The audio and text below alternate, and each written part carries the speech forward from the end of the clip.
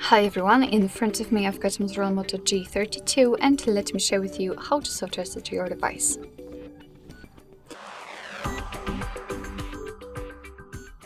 So the soft reset or forced restart operation, because it is the second name of the same operation, will be useful if for some reason you cannot do anything on your device. So the screen freezes, you cannot tap on anything, it does not respond properly.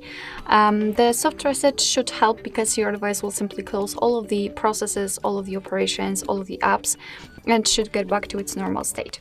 So in order to soft reset your device, you have to press the power button, which is right here, long enough until you will see the black screen, you will see the developer's logo, and wait, and then your device will be restarted. So let me show you how to do it. It's quite simple for sure in this device. So let's press it. Let me press the power button. As you can see, we've got this restart option. However, let's pretend that we cannot tap on it because our screen does not respond. So let's keep pressing. And as you can see, we've got the black screen. Keep pressing. We've got the developer's logo. Right now we can release the button. It simply means that your device will be restarted in a second, so just wait, and it should work perfectly fine.